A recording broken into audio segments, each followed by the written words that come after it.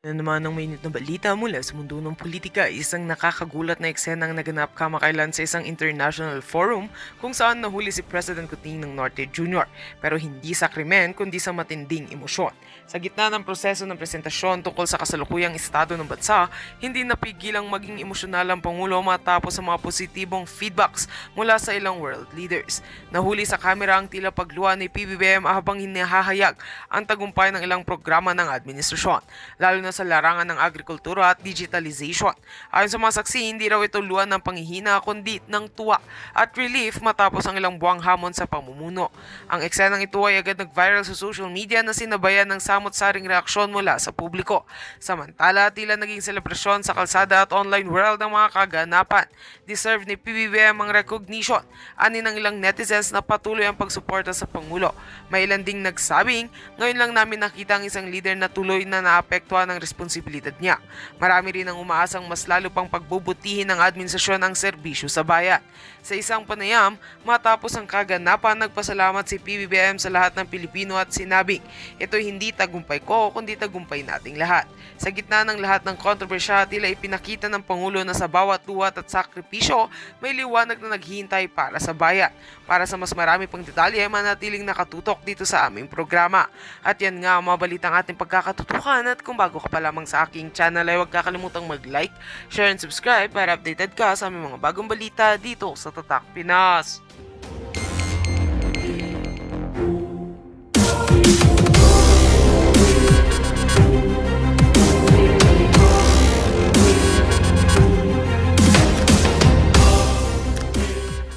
Sabi naman ni Marcos Jr. niyan na si Lisa Tanas ginagamit yung kanyang kapangitan sa kalandian para pumayag ang tao sa kanyang kagustuhan.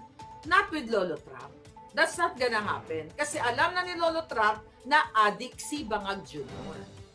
Alam na ni Lolo Trump na si Lisa Marcos ay addictus benedictus at kidnapper. Nakarating na yan, talagang kidnapper. Diba? So dito mo makikita kung ano ang agenda ni Lisa Tanas. Ang agenda ni Lisa Tanas at ni Bangag, again, mag-picture-picture, di ba? Pang-aabuso sa kapangyarihan ng what? Okay? Kapangyarihan ng presidente na hindi naman siya presidente dahil siya ay isa lamang koritot pero ginagawa ang pang-aabuso, pangingidnap, pang-sismagel, pagnanakaw, pananalo sa loto at kung ano-ano pang mga kadyotahan. I think, nakikita ko dito, ngayon minarkahan na si Lisa Tanas. Di ba pumunta unang-una pumunta si Babes Romualdez doon, nagdrama-drama doon, kunwari, isa pa yun.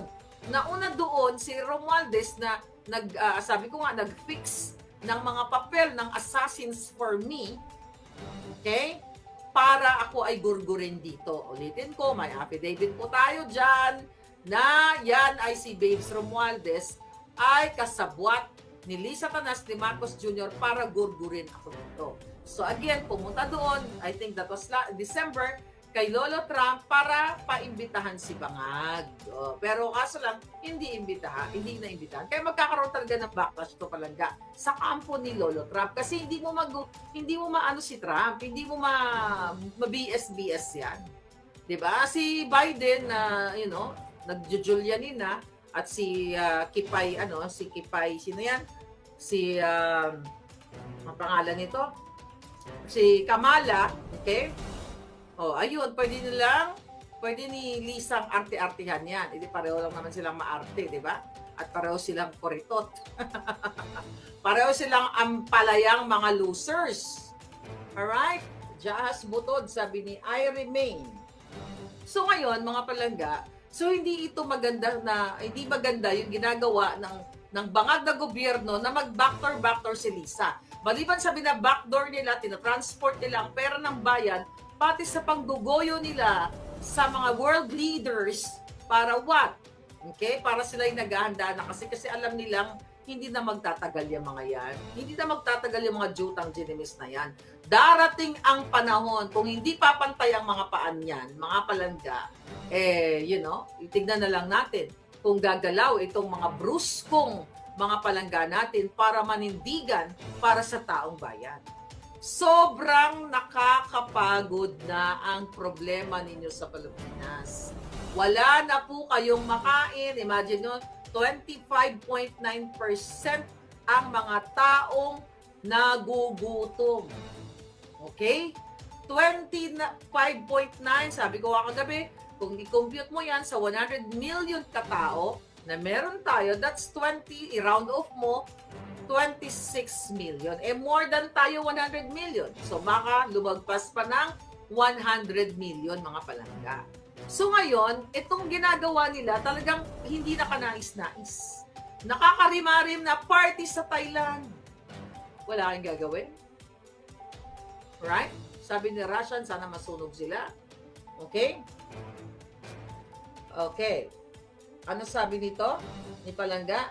Sa Pilipinas, habang ayaw ni Trump sa bansang korap dahil masayang ang aid nila. Alright? Sabi ni Philippine Shield, 140 million na tayo. 140 million na pala tayo. Di 26 times 4. That's another million. E di, ilan na tayo? Tama yung computation ko. 26 million. Okay? Kung tama yung figure mo, Palangga. Or just giving an example.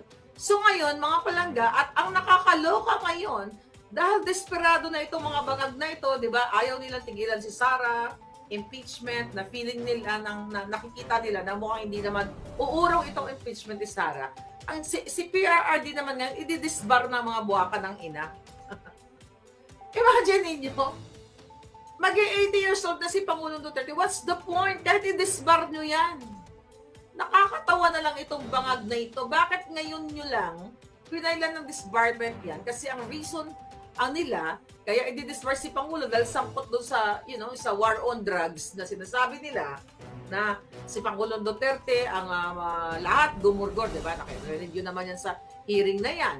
So yan ang desperate move kay Pangulong Duterte, yung pagsampa nila sa disbarment na yan. Mga palangga, isa na namang kabaliwan, isa na namang kabangagan ang ginagawa ng gobyerno ni Bangag. Di ba naghiring-hiring sila in aid of Jutang Ginimis legislation? Ano nangyari doon? Meron bang nagawa na, meron ba silang na-amend na batas o naipasang bill, na-amend, natanggal o kung ano pa man? Doon, in particular doon sa pulburon or sa usaping D, meron ba silang naisulat na batas o naisulong na bill dahil doon sa kadyotahang in aid of prosecution or in aid of what? Contempt. Hanggang ngayon, si Colonel Grijaldo nakakulong pa rin. Nakita niyo ang kawalan ng batas, hustisya sa ating bayan. Ngayon, isusulong yung impeachment ni Pangulong Duterte. Nakakatawa yan. And for sure, tatawanan. I don't know kung may statement pa si Pangulong Duterte tungkol dyan. Pero mga palangga, ito ay talagang gusto nilang sirain ang Pangulong Duterte. Imbis na bigyan kayo ng murang bilihin, pababain ang mga presyo ng mga services, kuryente, tubig, at kung ano-ano pa, pamasahe, taasan ang sweldo, walang ginawa ang gobyernong ito kundi isulong ang panggigipit, ang panglalabis dito sa mga Duterte na ito. Recently, gumawa sila ng gimmick na ang Davao daw ay most traffic city. Pero nalaman ng mga magagaling natin na yung picture na ginamit nung survey na yon, nung punyetang firm na yon, ay Cubao. Bakit nila ginagawa ito ng bangag na administrasyon? Again, desperado na po sila. May nagbabadya, may nakikita silang mga pangyayari na hindi na nila kayang malusutan ito. Yan po ang nakikita natin. Dahil kung gusto nilang i-impeach ang Pangulong Duterte, bakit ngayon lang? Bakit hindi noon, the moment na umalis si Pangulong Duterte, kung nakita pala nila na ito ay hindi maganda ang ginawa ni Duterte no war on drugs, not impeach, not impeach. Disbarment, si Sara pala impeach. Kung gusto nilang i-disbar si Pangulong Duterte, bakit ngayon lang? Yun ang malaking katanungan. Well, you know the answer. Kasi November of 2023, sinabi ko na sa inyo na Anong targetin nila? Si Duterte, mga vloggers, si Pastor Quiboloy, si Maharlika. And look at, other vlogger now, hanggang ngayon, si General Macanas ay may battle pa rin dito sa sinampas sa kanya ng dating chief ng PNP. Si Ana Corda, ako may battle din at hindi ko rin sila inuurungan, 3 cases. And now si Kapitan Dado, ayan, inciting to sedition. Nakikita nyo, gobyerno ang gumagalaw sa amin. Gusto kaming gurgurin lahat. Kasi napakaingay ng bunganga natin. Si General Macanas, hindi naman maingay yan. Malumanay nga yan mag-vlog eh. Tignan mo, anong ginawa dyan? Pinailan ng kaso ng buwaka ng inang si Ana Corda. Actually, yung common friend namin, nung pinailan na nung binolja ko yan, nakiusap pa na medyo, wag kong tirahin si Ana Corda, yung putang inang yan. Nakita nyo lahat, demonyo. Lahat. Tignan mo ngayon, sino ang nag-file kay Dado? Si Torre. Yung hinayupak na yan. Utos lahat yan ng Marcos administration. Di ba nga, lahat ng kritiko, gugurgurin, padala ng assassins o kung ano pa man. Kasi ayaw nilang nakikriticize sila. Ngayon, nataranta na naman sila sa ating expose na ang mga cabinet secretaries ay lumilipad na papuntang Thailand at magpa-party-party ang mga yawa. A-attend sila ng kasal ng anak ni Altenco. Ulit-ulitin ko, kung yan ay pera nila, bakit sekreto ang pagta-travel ng mga cabinet secretaries? Bakit hindi nila sasabihin, mga kababayan, kami po ay nagtatrabaho ng hard-earned money namin ito bilang public official, kami po ay mag-enjoy sa Thailand. Karapatan naman nila mag-enjoy. Pero, dapat pera nila, hindi pera ng bayan. Pero bakit sekreto? Again, kasi alam natin ito, mga jutang genemis na ito, gumagastos ng pera ninyo. Kita nyo, habang kayo ay tagutom, galit na galit ako, habang ang mga anak nyo ay walang gatas, habang kayo ang kinakain nyo ay lugaw, asin, tuyo, noodles, o iba wala pa saging, masarap naman yung saging, di ba? Sila ay nagpipiesta sa harap ng pagkain, sa alak, pati siguro sa droga, sa pulburon doon. Kasi marami doon. Sa lugar na yon, sa area na yon, ay nagpupulburon na mga na mga dayo. Okay? Well, since si Bangag ay may immunity, pwede talaga siya magpa-buffet ng pulburon doon. May immunity yan eh. Di ba? Kahit sumingot sila doon sa kwarto, hindi naman natin-check yung kanilang bagahe. Lalo na ni Bangag. So, pwede siyang maglatag ng mukbang or smorgasbord o anong tawag dyan, yung nagkakamayan, di ba? Singhutan pala, hindi kamayan. Singhutan ng pulburon. So, bakit doon? Pwede gawin nila yan, mga palangga. Pwede nilang gawin yang magsinghutan sila doon. Ang question ko nga uli, balik tayo kay Pangulong Duterte, nakakatawa. Actually, hindi ako nagagalit. Hindi ako nagagalit na i-disbar ang Pangulo. Anyway, nagpa-practice pa ba si Pangulong Duterte? Kung di ba naman mga tanga itong mga jutang genimis na ito? Kung di-disbar nila si Pangulo, ano mangyayari? Kasi i-disbar mo lang naman yung tao. Kasi kung meron siyang ginawa talagang mali at katulad ng mga Bangag, katulad ng ginagawa nila kay Atty. Glenn Chong, gusto din lang i-disbar yan kasi ayaw na nilang, gusto nila sirain yung karir, yung karera ng isang abogado. I-disbar nila para hindi na makapag-practice, para hindi na kumita ng pera at maapektuhan ang pangkabuhayan at ang buong persona ng isang tao. Si Pangulong Duterte, pag na-disbar ba nila, panalo sila. Di ba? Retired na yan. Nagtuturo pa, kung nagtuturo siya, instructor or, lawyer, ano pa ba yan? Nagpa-practice pa ba yan? Yan yung sinasabi natin. Kaya nga nakakatawa na lang itong bangag na administrasyon na ito, mga palangga. Anong kadyutahan ito? Imagine niyo, mga palangga, ayaw tigilan si Sara, ayaw tigilan tayo mga vloggers, tayo mga kritiko. Hindi pa na kontento, ito si Pangulong Duterte. Ito ay pakikipag sa buwatan ni Bangag sa mga rebelding NPA. Kung sino yung nag-file na yan ng disbarment na yan, sisila-sila din yung mga taong yan. Magkakasabot kasi gusto ngang burahin si Sara Duterte. Ang mga Duterte sa political spectrum, lahat yan na pamilya ng Pangulong Duterte, pati mga kritiko like us, mga palangga, yan ang gustong gawin ni Bangag, lalo na ni Lisa Canas. Kasi gusto nilang manatili sa pwesto. Di ba? Ayaw nilang umalis, mga palangga. Okay? Gusto nilang sirain ng Pangulong Duterte. Imagine niyo, mga kababayan, ano ang, oh my God. At definitely, ako, itataya kong alindog ko, yan, wala namang kapupuntahan yan. Katulad na lamang doon sa paghiring-hiring ng teleserye kay Alice Go. Nasa na si Alice Go ngayon? Nasa na yung mga pogo na yun? Nakakulong pa rin ba sila ngayon? O baka nga nag-e-enjoy na sila? Dahil itong si Cassandra, di ba? Ay nagbigay yan ng pera kay Lisa Canas.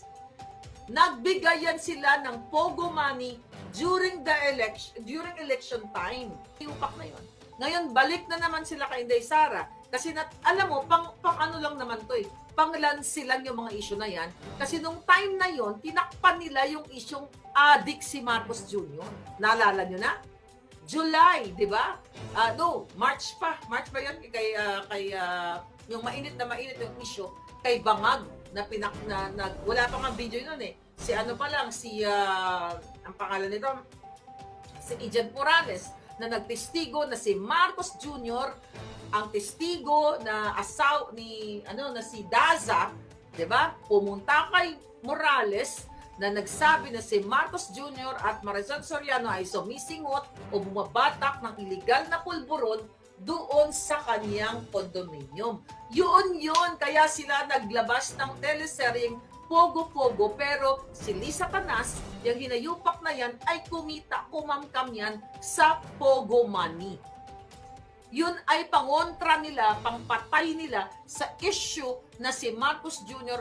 ay sumisingot Adictus Benedictus noong 2024. Paliwanag ba yun? Nasa na ngayon? Yung mga personalities na yun, nasaan na? Wala na, patay na naman, di ba? Gagawa na naman sila ngayon, balik na naman sila ngayon kay Pangulong Duterte at kay Inday Sara. Kasi medyo akala nila napapatay-patay na nila yung issue, yung pagiging addict ni Marcos Jr. Authenticated Addictus Benedictus yung jutang Jimenez na yan. Nataranta sila doon, di ba? Kaya nagsabi sila, naglabas si Abalos ng picture na ginupit-gupit ng tenga daw ni Bangag. Pero itataya kong alindog, addict si Marcos Jr. Nakita nyo naman, nung araw ng Kagitingan last year na mayroon siyang mga polboron dito. Hindi ko nga lang alam sa inyo hanggang ngayon na nanawagan pa rin ako, and I hope itong INC at iba pang mga religious group, next time po na lumabas kayo, dumiretso na kayo sa dapat yung diretsuhan. Maawa kayo sa inyong bayan.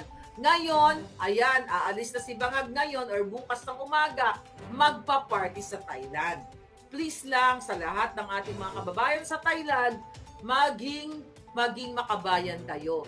Kumuha kayo ng video na pasimple. Hindi makakatakas yan.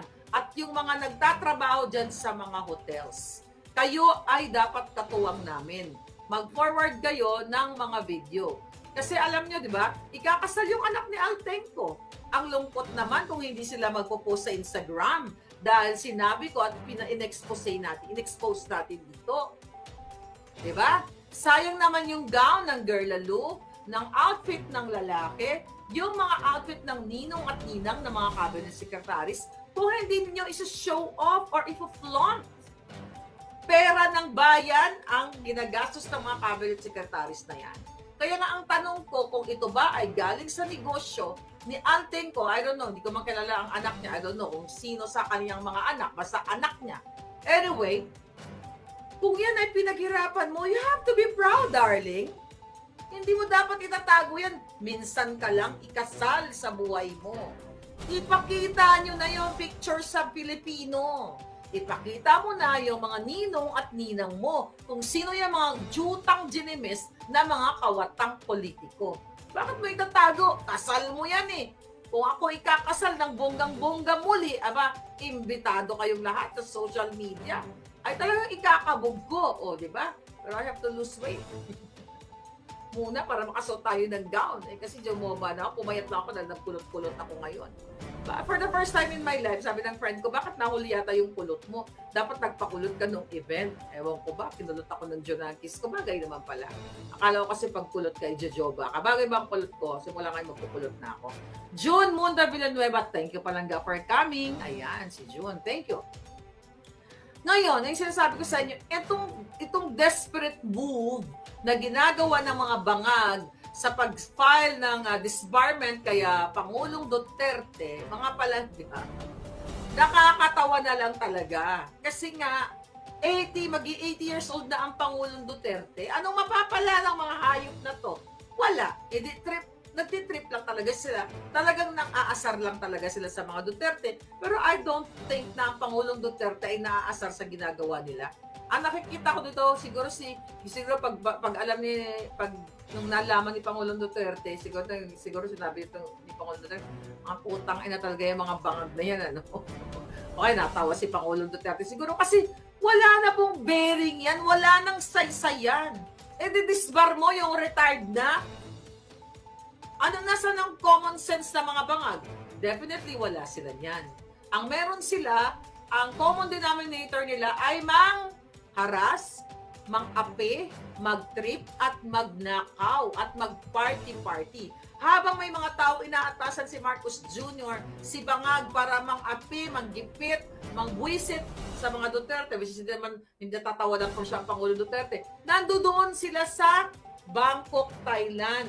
Doon sa island, sa Koh Samui, hirap ako magbigkas, di ba? Okay.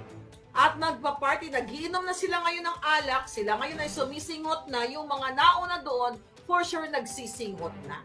Di ba? Dito natin makikita na weak talaga ang gobyerno ni Bangag kasi gumagamit ng tao para mangbuisit sa mga Duterte. Hindi kaya ni Bangag lumaban ng head-on.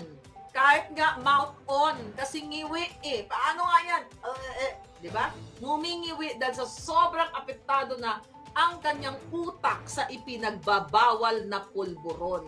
Yan ang katotohanan, mga kababayan. Imagine mo, 8 years old na ang Pangulo, kung ano-ano pang ginagawa ng mga kahayupan ng mga jutang genimis na ito. Ha? Wala silang utang na loob sa ginawa ng Presidenteng Duterte. Unang-una para ipalibing ang kanilang amang kawatan at magkaroon ng maayos na ligtas na pamayanan noong panahon ni Duterte, ligtas na airport at kung ano-ano pa. At una, walang utang na loob si Bangag Jr. at si manggagamit Jaime Marcos, yung mga jutang genimis na yan, nung sila ay nakipagtandem kay Inday Sara. Kaya tayo nabudol ng mga walang hiyang ito. Tunaw na ang utak ni Marcos, sabi ni Bruno Javier Philippine. Diba? So you know what? Alam nyo, itong ginagawa ng Bangag na to, magbabacklash siya naman to kasi ang simpatya nito kay Pangulong Duterte. Alam mo, the moment na magsalita lang yung Pangulo na magnawagan yan, mga kababayan, pumunta na kayo lahat sa kalsada. I hope gawin yan ng Pangulong Duterte. Okay? Sana gawin niya na yan. Kasi sobra na 80 years old, oh. Wala pa, mag-80 pa lang pala si Pangulo. Well, i-round off natin. Diba? So, ang sentimiento ngayon ng taong bayan na itong gobyerno, diba, ay ganito sila kawalang hiya. Ganito sila kahayo. Kasi, maawa yung mga tao, yung sympathy, mapupunta kay Pangulong Duterte. At 80 years old, i-disbar mo pa. Hindi naman tanga Pilipino eh. Disbar mo, hindi na nga nagtuturo yan, hindi na nga nagpa-practice yan eh. Retired na nga, nag-enjoy man lang yan sa ngayon. Oh, ang dami ng langaw nakapasok, pakigorgor nga. Zoro, wala ka na naman, pakigorgor. Ay, nako. Alright. Tingnan natin. O, meron na nakapasok na mga yawa. O, di ba? Okay. So anyway, mga kababayan, ngayon, inaano nila yung INC. Tignan mo, umanda kayo dyan sa mga religious group na yan. Yan pa talaga kinakalaban. So, ang suka na ang INC sa gobyerno ni Bangag. Hindi naman magpi-peaceful rally yan. Hindi naman magsuspend yan ng time, effort, money kung walang iniinday ang mga yan. Siguro, ang nakikita ko dito, baka nga yung maliban sa statement ng INC na, okay, eto kami, ganito kami karami, at nakita naman natin kung ano yung kanilang pronouncement doon ng mga speakers. Again, natutukan ng gobyerno yung mga matataas na bilihin, yung suliranin ng bawat Pilipino, at wag isulong yung impeachment para kay Inday Sara sa halip pagkaroon ng unity. There's no such thing as unity anymore. Ang nag-unite lang yung mga bangag, yung mga nag-party goers. Ayun na nga, magpa-party-party nga doon sa Thailand. Di ba? Kaya nakakatawa na lang itong ginagawa ng mga desperadong mga bangag. Diba? Yung ganitong klaseng mga galawan ng mga mafia ito. Panggigipit, pangbuburbor. Nakikita ito ng mga Pilipinong gising. Maliban na lang sa trolls ni Satanas na nandiyan ngayon, mga palangga. Diba? So yan ang tignan ninyo. Nakakaano talaga, nakakarimarim itong ginagawa nitong pamumulitika, pag-threat, panghaharas ng gobyerno ni Bangag. Kasi talagang sinasadya nila itong manggipit sila. Kasi gusto nilang pagtakpan yung kanilang corruption, PhilHealth, zero budget, yung flood control na umabot sa trillion yun. Pag kinumpute mo yung 1 billion mahigit a day, di ba? Trillion yun na ginastos doon, na pinondo doon, pero there's no such thing as flood control. Dahil sabi nga ni Bangag dyan, binangga ng barko. Diba? Nakakatawa na, nakakagalit, na I hope gumaya, hindi nagagaya si Bangag Jr. kay Trudeau ng Thailand, ng Canada. Diba? Sana gumaya kayo sa Korea. Okay? Sa South Korea na talagang nagpipikat talaga sila kasi sukang-suka na sila sa kanilang presidente. Pero kayo, nandyan naman kayo sa labas, pero wala eh. Hindi ko lang alam, naduduwag pa ba kayo? O what? Sinisira na lahat. Alam mo, sabi ko nga, wala namang epek kay Pangulong Duterte kahit sirain nila si Pangulong Duterte. Sabi nga niya, may edad na siya, which is true. Diba? Pero sila ang tinatarget. Si Inday ang tinatarget. Kayo ang kawawa. Kahit targeted lang ng targeted si Inday, kayang mag-survive yan. Nakakakain ng maayos yan. Kayo, mga palangga, ito yung mga pasikat lang ng Bangag administrasyon na to. Nagpapakita sila ng power trip, nagpa-power trip sila na eto kaya namin gawin sa dating presidente. Even sa kasalukuyang vice president. Kaya wag kayong luluko-luko, parang ganon. Wag kayo, tumigil na kayo mag-criticize. Kasi kaya namin kayong gipitin, di ba? Yan ang ginagawa nila sa akin. Nagsasampa ng kaso, gamit ang pera ng bayan hanggang dito, pero nilalabanan ko yung mga buwakan ng inang ito. Kasi yung intensyon nila sa akin, first case na lang, para matakot ako, para tumigil ako sa kangangabels. Imagine mo, mahigit 1 taon na nung sinimulan nila. Ay, 1 taon na halos.